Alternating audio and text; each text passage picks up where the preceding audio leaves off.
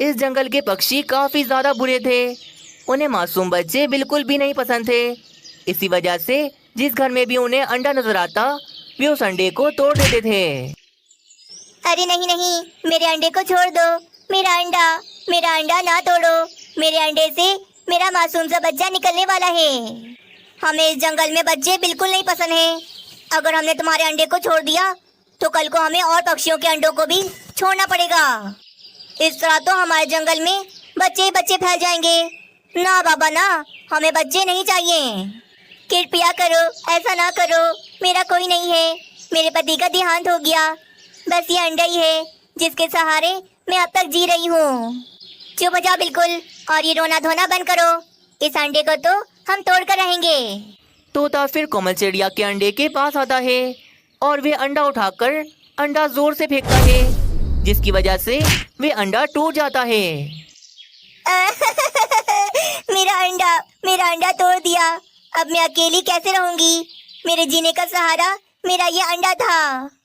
जालिम पक्षियों को बिल्कुल भी कोमल चिड़िया पर तरस नहीं आता। खिड़की से ये सब कुछ मीनू चिड़िया भी देख रही थी। हाय रे, मैं तो इस जंगल को हरा भरा देखकर यहाँ पर रहने आई थी, परंतु इस जंगल के पक्षी तो बहुत जालिम हैं। कितनी बेदर्दी से बेचारी कोमल चिड़िया का अंडा इसके सामने तोड़ दिया। जंगल में किसी पक्षी के बच्चे ना थे, क्योंकि वे अपना अंडा अपने हाथों से तोड़ देते थे। इसी वजह से जंगल की आबादी भी काफी ज्यादा कम थी। ये सब कुछ देखकर मीनू चिड़िया परेशान होकर अपने घर चली जाती है। सोनू चिड़ी, अनर्थ हो गया। ये जंगल वैसा नहीं जैसा हम समझ रहे थे। इस जंगल के पक्षी बहुत ज्यादा जालिम हैं। अरे मीनू चिड़िया, ऐसा भी क्या हो गया? तुम इतना क्यों डरी हुई हो? सोनू चिड़ी, मैं अभी देख कर आ रही हूँ। एक चिड़िया ने अपना अंडा दिया हुआ था। उसके पति का देहांत हो गया। उसके पास उसके अंडे के अलावा और कुछ ना था, और उसके घर में जंगल के सारे पक्षी घुस गए और उसका अंडा उठाकर जमीन पर मारकर तोड़ दिया। क्या? उसका अंडा तोड़ दिया? पर ऐसा क्यों? जरूर उस चिड़िया ने ऐसा कुछ किया होगा। नहीं, उस चिड़िया ने ऐसा कुछ नहीं किया, बल्कि इस जंगल के पक्षियों को बच्चे बिल्कुल नहीं पसंद। ना उनकी आवाज, ना बच्चों का खेलना कूदना। इसीलिए सब पक्षियों ने मिलकर उसका अंडा तोड़ दिया। इस जंगल में जिस पक्षी का भी अंडा होता वे अपना अंडा खुद ही तोड़ देता, ताकि जंगल में बच्चे ना फैलें। अरे बाप रे मीनू चिड़िया, ये क्या कह रही हो? हमारे पास भी 2 अंडे हैं। अगर उन पक्षियों को हमारे अंडों का पता लग गया तो देखना, वे जालिम पक्षी आकर हमारे अंडे भी तोड़ देंगे। हाँ, मुझे बहुत डर लग रहा है। मैं अपने अंडों को टूटते हुए नहीं देख सकती। मुझे अपने अंडों से मेरे बच्चे चाहिए। ये खबर सुनकर तो सोनू चिड़ा भी काफी ज्यादा परेशान हो जाता है। हम तो वापस अपने जंगल भी नहीं जा सकते। हमारे पास जो भी पैसे थे वो हमने अपने इस घर को बनाने में लगा दिए। सोनू चिड़े, मेरे पास एक उपाय है जिससे हम अपने अंडों को उन जालिम पक्षियों से बचा सकते हैं। अरे पक्षियों, मेरी बात का भरोसा करो। हमारे जंगल में 2 नए पक्षी आए हैं, मीनू चिड़िया और सोनू चिड़ा। मैंने उन दोनों के पास 2 अंडे देखे हैं। चलो जाकर उनके अंडे भी तोड़ देते हैं। हाँ, चलो चलो, मीनू चिड़िया के अंडे भी तोड़ देते हैं, वरना अगर अंडों से बच्चे निकल आए तो बच्चों को मारना तो बहुत मुश्किल हो जाएगा। बस फिर क्या, गुस्से में सभी पक्षी मीनू चिड़िया के घर के बाहर आकर जमा हो जाते हैं। दरवाजा खोलो मीनू चिड़िया, खोलो दरवाजा। आज हम तुम्हारे अंडों को नहीं छोड़ेंगे। हाँ, हम पक्षियों से जरा चालाकी न करना। हमें अपने जंगल में एक बच्चा भी नहीं चाहिए। आज एक बच्चा होगा तो कल को जंगल में बच्चे ही बच्चे होंगे। दरवाजा खोलो मीनू चिड़िया, वरना पत्थर मार मार कर तुम्हारा ये दरवाजा तोड़ देंगे। तभी सोनू चिड़ा और मीनू चिड़िया दरवाजा खोलकर बाहर आते हैं। क्या हो गया है तुम सबको? हमारी शादी अभी नई हुई है। हमारे पास एक भी अंडा नहीं है। झूठ ना बोलो, मैंने तुम्हारी घर की खिड़की से देखा था। तुम्हारे घर में 2 अंडे रखे हुए थे। कैसी बातें कर रही हो? अगर विश्वास नहीं है तो जाओ, जाकर हमारे घर की तलाशी ले लो। अब तो सारे पक्षी मीनू चिड़िया के घर में घुस जाते हैं और उनके अंडों को ढूंढने लगते हैं। लगता है बुलबुल, तुम्हें कोई गलत फहमी हुई है। यहाँ तो एक भी अंडा नहीं है। चलो यहाँ से। तुम भी ना बुलबुल, बिला वजह हमारा समय जाया किया। मीनू चिड़िया और सोनू चिड़े को भी परेशान कर दिया। पता नहीं यार, मैंने तो देखे थे अंडे, ना जाने कहाँ चले गए। बस फिर सारे पक्षी वापस चले जाते हैं। उफ, कितने चालाक, कितने जालिम पक्षी हैं इस जंगल के। मुझे तो डर लग रहा है कि कहीं ये पक्षी मेरे अंडे ना तोड़ दें। नहीं नहीं मीनू चिड़िया, हमारे अंडों को कुछ भी नहीं होगा, तुम चिंता ना करो। मेरे पास एक उपाय है, इस तरह हम अपने अंडों को उन जालिम पक्षियों से बचा सकते हैं। जल्दी जल्दी खड्डा खोदें और अंडों को छुपाएं, कहीं कोई पक्षी ना आ जाए। सोनू चिड़ा उन दोनों अंडों को जमीन में दबाकर ऊपर से मिट्टी डाल देता है। बस अब हमारे अंडों को कोई नहीं ढूंढ सकेगा। वाकई में यार मीनू चिड़िया, तुम्हारे बढ़िया उपाय की वजह से हमारे अंडे बच गए, वरना आज वे जालिम पक्षी हमारे अंडों को तोड़ ही देते। इसी तरह फिर 2 दिन गुजर जाते हैं। सोनू चिड़े 2 दिन हो गए, हमारे अंडे अभी तक जमीन में हैं। अगर उन्हें जल्दी बाहर न निकाला तो वे खराब हो जाएंगे। हमें कोई हल ढूंढना होगा। चलो मीनू चिड़िया, अब जाकर इस जंगल के महाराज से ही बात करते हैं, क्या पता वे हमारी मदद कर दें।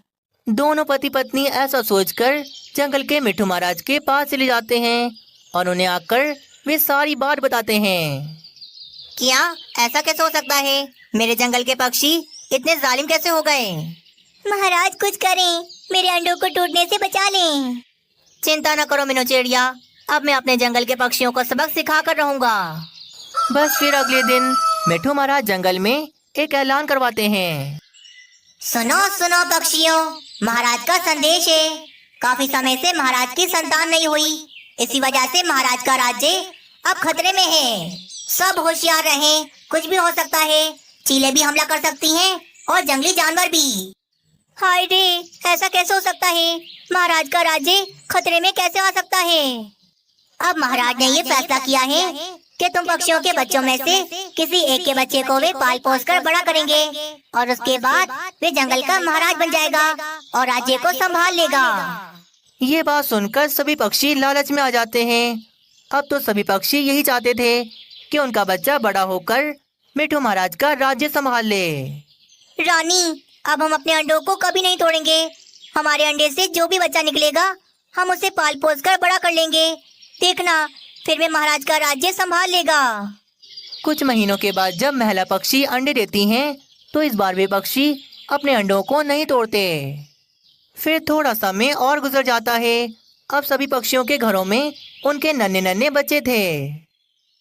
मेरी मम्मा, मेरी प्यारी मम्मा, आप कितनी सुंदर हो। छोटी सी नन्हे बुलबुल को देखकर और उसकी मीठी आवाज सुनकर बुलबुल का तो दिल भर आता है। हाय रे, मेरी बेटी कितनी सुंदर है। अंडों में से बच्चे निकलने के बाद अब सभी पक्षियों को अपने बच्चों से प्यार हो जाता है। तोते जी, मैं नहीं दूंगी, मैं अपने बेटे को मिट्ठू महाराज को नहीं दूंगी। मेरा बेटा बहुत प्यारा है, मैं इसे अपने साथ रखूंगी। हाँ, तुम ठीक कह रही हो। जब से हमारा बच्चा हमारे घर में आया है, हमारे घर में तो रौनक आ गई है। मैं अपने बच्चे को मिट्ठू महाराज को कभी नहीं दूंगा। इसी तरह मीनू चिड़िया के अंडों में से भी उसके प्यारे से बच्चे निकल आए थे और मीनू चिड़िया अपने बच्चों के साथ बहुत ज्यादा खुश थी। इस तरह मिट्ठू महाराज की वजह से जंगल के वे जालिम पक्षी बदल गए थे और उन्हें अपने बच्चों से बहुत ही प्यार हो गया था। कालू जी, आज तो बहुत देर हो गई, जल्दी से काम पर जाएं। कहीं ऐसा ना हो ये नौकरी भी आपके हाथ से चली जाए। जा रहा हूँ। मैं तो बड़ा परेशान आ गया हूँ। सुबह से शाम तक काम करो और रात को आकर सो जाओ। कैसी हो गई है मेरी जिंदगी। परेशान आ गया हूँ काम कर करके। ना जाने इस काम से मेरी कब जान छूटेगी। कालू जी, ये जो हमारा पेट लगा है, इसे भरने के लिए पैसे तो कमाने ही पड़ेंगे, वरना अगर पैसे नहीं कमाएंगे तो हम तो भूखे मर जाएंगे। हाँ, पता है। जा रहा हूँ काम पर, आता हूँ शाम को। कालू कौवा बड़ा परेशान होकर अपने काम पर चला जाता है। कालू कौवा काम पर जा रहा था कि तभी वे एक जगह पर आकर रुकता है और वे सामने देखता है कि एक उल्लू ने एक मोर को रस्सियों से बांधा हुआ था और वे उसके सुंदर पर कैंची से काट रहा था। अरे बाप रे, ये उल्लू क्या कर रहा है? इतनी सुंदर मोर के इतने सुंदर पंख क्यों काट रहा है? कालू कौवा फिर उस उल्लू से ये पूछने के लिए उसके पास आ जाता है। अरे उल्लू भाई, ये क्या अत्याचार है? भला इतनी सुंदर मोर के पंख क्यों काट रहे हो? इतने सारे पंखों का तुम क्या करोगे? ओए कौवे, तुम्हें क्या पता, इस मोर के पंख बहुत ज्यादा कीमती होते हैं। मैं ये सारे पंख बेचकर बहुत सारे पैसे कमा लूंगा। मैं ऐसा ही करता हूँ। मोर को पकड़ना आसान है क्योंकि ये ज्यादा भाग नहीं सकती। मैं इसे पकड़कर इसके सारे पंख काट लूंगा। अच्छा, ऐसा भी होता है। मोर के पंख को बेचकर पैसे मिलते हैं, और वो भी बहुत सारे।